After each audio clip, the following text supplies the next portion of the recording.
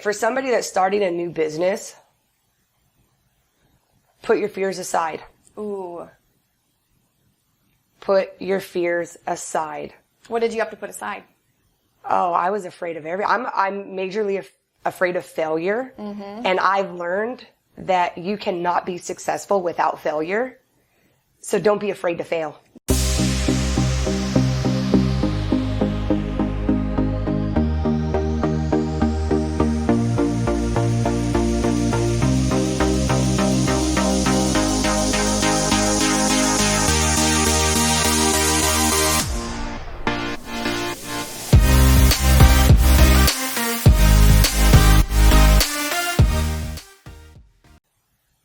Hey everybody, welcome to the Construction Influencer Podcast. I'm your host, Nicole Miller. Today we have a very special guest, my fearless leader, Michele Shams. She's CEO of Koury Engineering and CEO of Hilltop.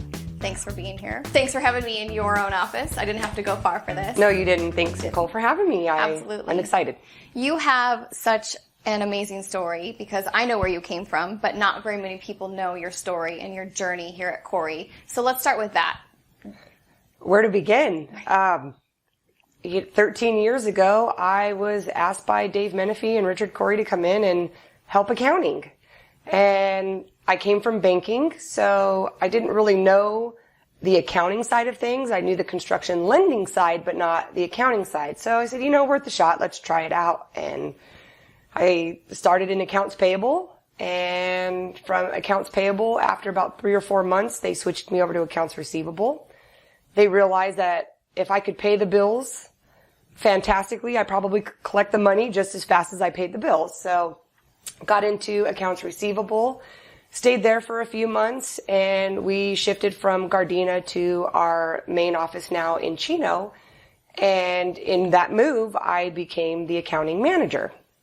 So a little bit different of role. Now I oversaw the accounts payable and the accounts receivable, worked close with the controller at the time. But it was a natural transition. Like, that's just what was next. That's just what was next. That's what I put my mind to, and that's what ended up happening. And, after a few years of that, I got bored in my position and said I needed something else. Absolutely. Said, I need to grow or I need to move on. Yep. And I talked with Dave and Richard, and it became the next step was to go to school, get a few master's degrees. Just a few, no big deal. Just a few. Only took me 15 months, so we won't throw that in there at all. Overachiever. Absolutely. I became the controller in 2012. From 2012, I transitioned into becoming the CFO, just another seamless transition. I spoke with Richard Koury for several years, telling him that the only place I could go was up. Mm-hmm. And the only position left in the business was his. Mm-hmm. And we laughed and we joked and we bantered about it for about 2 years. But you weren't joking. Oh, I was absolutely not joking. He might have thought I was, but I wasn't. And eventually it came to a point where we were having serious discussions about me actually retiring him and being the CEO. He put a deal together for me to be able to purchase his shares and become the CEO of Koury Engineering. And here I am today. Here you are. Absolutely. So, question for you is, why did you want to become CEO of Koury Engineering? I'm bossy. I really am. I'm bossy in every aspect of my life. And it's good. It's a good bossy. It is a good bossy. It's a good bossy. And I'm the boss of my life. I'm the boss of my relationships, of course, with compassion and with mutual respect, amongst all sides. But I knew that I wanted to grow this company, and it was stagnant. Mm-hmm. And we were just where we were at, and we were ultimately what I call a lifestyle company. So I wanted to talk to you about scaling the business, and that was a little bit down into our interview. But since you're there, I want to talk to you about scaling the business and what are you doing to scale our business? Ultimately, it is a goal of my own. After becoming CEO, that's not it for me. Mm. I won't say it's not enough, but it's not enough for me. Mm-hmm. I want more. So I set my goal to, after becoming CEO, is that I wanted 5 and 5. Mm-hmm. Talk about that. And what that means to me is 5 locations in 5 years. How are you doing? I'm doing fantastic. The first year we have acquired Hilltop Geotechnical out of San Bernardino, a very small, heavy geotechnical firm, but it's an expansion to what we do here. So that's my 2. I've got 2 and less than 2 right now. Yeah, exactly. And in regards to scaling is ultimately getting the right people. Mm-hmm. So there's a lot of shifting. Mm-hmm. There's a lot of turnover. Yes. There's a lot of change. Yes. And it's for the better of the business and the vision of adding 5 and 5. It may look bad on the outside, like, oh, Koury has turnover, people are shifting. Well, we're shifting all over the industry right now. We're seeing lots of people move amongst all of our competitors. Yeah, but what I think about that is, yes, our competitors are shifting and moving, and there's a lot of movement going on within the industry, but I don't care about what everybody else is doing. I know what we are doing here within Koury. So for us to have moving pieces, and it might be for a while, right? It'll be a while. It's a while just to be able to get the, like you say, the people on the right bus, because that's the biggest thing. I think when you become a business owner, you went from CFO to now owning Koury Engineering. You were already engaged with team members here in your CFO role, but now it was really time for you to be the leader. Correct. What is leadership to you? It's a lot. No. Leadership is so many moving parts. It's not just sitting at the top of the food chain saying, you do this, do as I say, don't do as I do. It's not about that. It is about guiding each individual through their own journey to get to the same end game that I have, the same vision that is for the company. And every personality is completely different. Mm-hmm. So that's how I speak with one leader is not how I'm going to speak to another leader. Mm-hmm. And it's really ultimately learning everybody's behaviors, learning everybody's ability to learn and adapt. And I have to adapt to them. Mm-hmm. So the team is not adapting to me. Yeah. It's me adapting to them. Absolutely. Leadership does have a component of meeting people where they're at, right? It's not always about that they have to stretch to where leadership is, but it's about us as leaders being able to meet people where they are and making sure that they feel comfortable in that so that they have the capacity to do what they need to do as well. Talk to me a little bit about what you have learned from being the CEO of Koury. The biggest thing that I've learned, because I've had my hand in the business from start to finish, for a long time, I want to do things myself. Yeah. And it's very difficult for me to not do things myself. But what I have learned, especially in the last, let's say 6 months with, the way the world is working right now and people working remotely and people not being in front of your face constantly, it's really I've learned how to respect and support my executive staff more and allowing the managers to manage and the executive staff to manage and me just support that. So I used to just go right to the individual and say, hey, I need this. Yourself. And I noticed that when I was doing that, they would see, oh, well, Michelle's the CEO. She just asked me to do this. I'm going to drop what I'm doing to do it.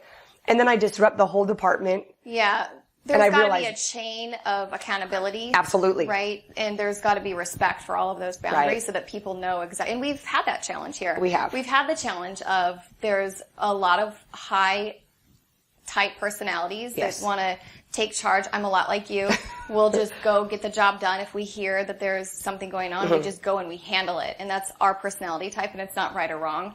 So how do you create the balance of making sure that you're present as the CEO and a leader, but still being able to release some of the control? Well, it is what it is. It's not in a negative way by any means, because it's just wanting to be able to control your business. But how do you balance those two things out when you're a new CEO and you're trying to create this environment that you are the leader and you are the chief? Right? Go to the gym and work out. It's difficult to balance, because it's not only balancing here, It's now balancing a new office.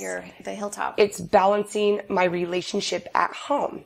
It's balancing my relationship with my team. It's difficult to say how to balance it because I don't have a direct answer that says, you know what, this is what I do, this is how I do it, and this is, everything's perfect and nothing goes wrong. There are days where I'm extremely frustrated, and then there are days that I am just so ecstatic and want the next day to be here already. So, ultimately it's just taking a deep breath. The world is not falling around us. I mean, ultimately, I think it is right now, but it feels like it is, but it's not. It's not. Yeah. It's really just taking a deep breath and not overanalyzing, staying calm and listen. Mm-hmm. You got to be able to listen to your team, and you have to trust the team to do what they need to do, and you just need to support it. Yeah.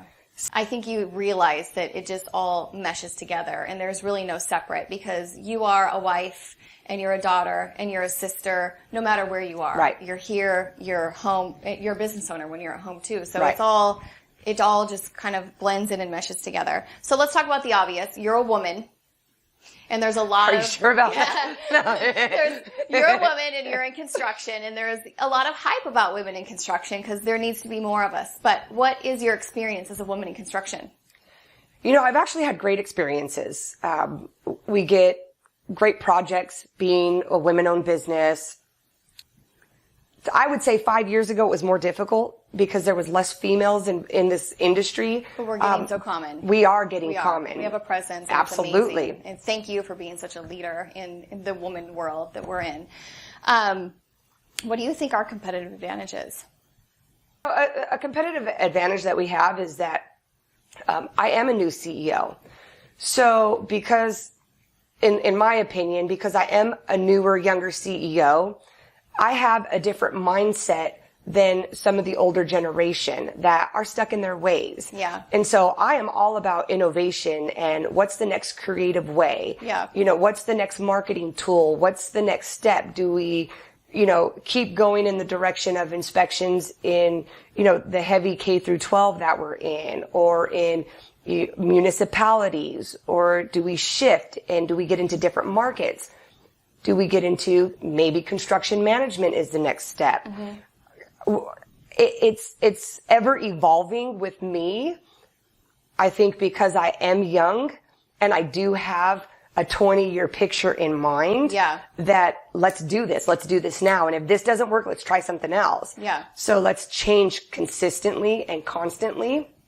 Yeah. And having that open mind, right? Absolutely. You're open to whatever is coming next. Right. We talk about a lot of things. We talk about what's next. Do we need to add services? What can make us even better than we are today? Right. So really quickly, if you were to give one word of advice to anybody that's looking to start a business, what would that be?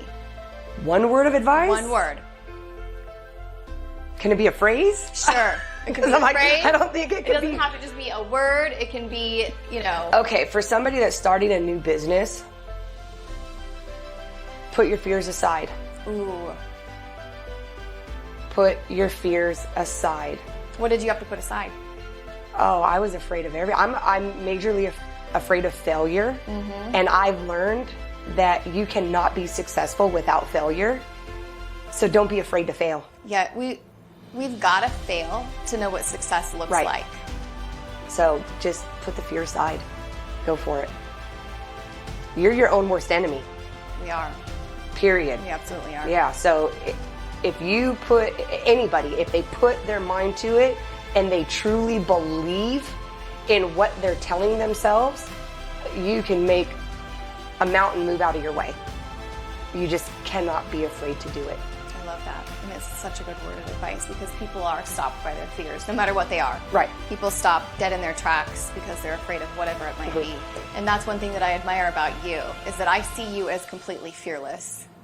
And my experience of you is that you're fearless. And so I would never know, other than we're close, I would never know that you had fears to overcome to make this thing go. So you're amazing. Thank you. And I'm glad that you're here. And how do people find you if they want to reach out to you? They can reach out to me LinkedIn, they can reach out to the office, they can send me email, Instagram, Facebook, you name it, I'm there. You talk about Koury Engineering and the next ad that pops up on your Facebook is going to be Koury Engineering. So you can reach me in many different avenues. Awesome. Well, thank you so much for your time today. I know you're busy. We've got places to be, so I hope you guys enjoy the show. Michele Shams, our CEO. Have a great day. We'll see you next time.